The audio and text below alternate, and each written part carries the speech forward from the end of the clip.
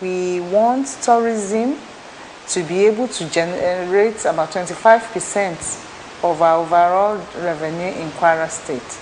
And what we have decided to do is to showcase our potentials to the entire world.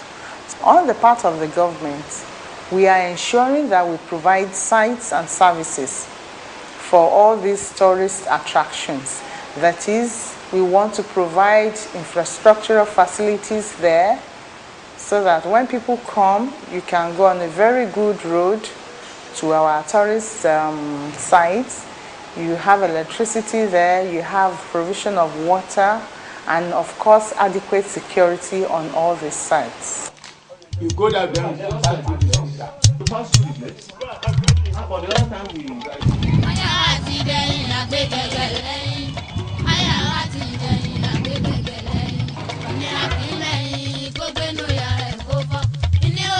At the palace, the history of Odowa presents a package of cultural tourism, beginning with a royal artifact, one of which is a crown which was brought into the community by its discoverer, Owa, and should be 950 years, except that on the 11th of May 2009, it was stolen. I went to London, I reported to the to the police at London. They tried, we couldn't say any of them.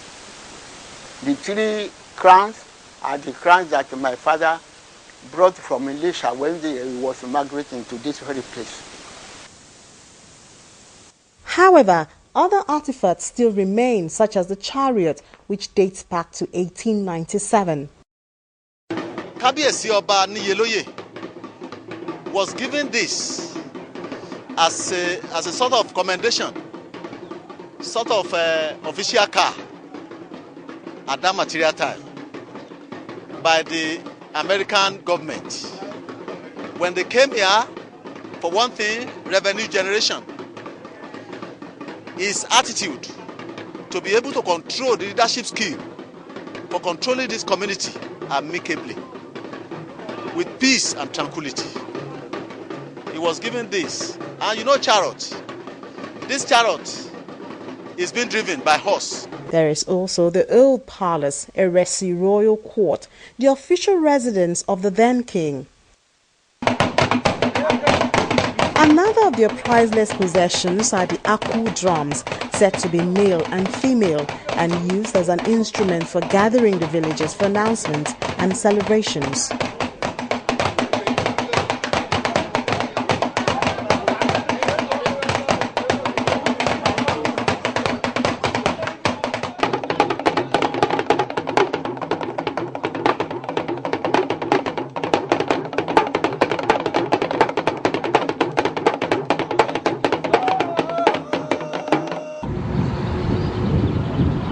In another part of the state, the outskirts of the capital, Ilorin, Jebba Bridge in Imoro local government area provides a crossover of its share of River Niger and marks the border between Kwara and Niger states.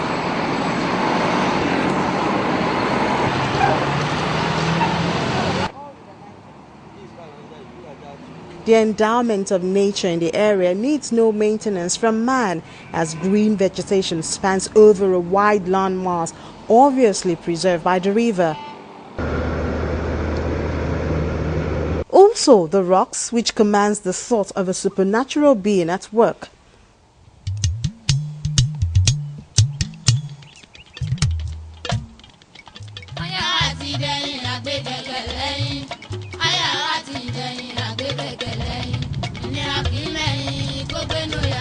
In the middle of all of this is the Mungo Park and Richard Lander's final resting place in their exploit of Africa and an attempt to discover a favorable trade route from Europe to Africa. And according to history, it was said that when he got to Jebba, the boat where he was mysteriously capsized by eating a particular rock called Juju Rock. And he was buried here around 1795 century ago. And equally, the Landers brothers, Richard Lander brothers, were equally buried here. They came here after about some few years after Moguba came, and they couldn't see him back home. They came back to Africa to discover and finish the work that he abandoned. And on the same route, they were killed and were equally buried here. Jeba is one of the parts of Nigeria where railway is still functioning, connecting the southern and northern parts of Nigeria.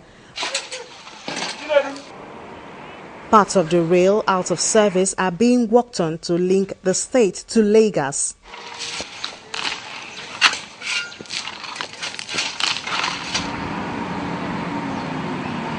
Settlers in the area, who comprise of indigenes from Niger, Kogi and Kwara state, have come to depend on agriculture and fishing.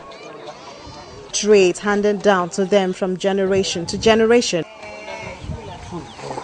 To them, the need of water for cooking, drinking, washing and sometimes sightseeing have been adequately catered for.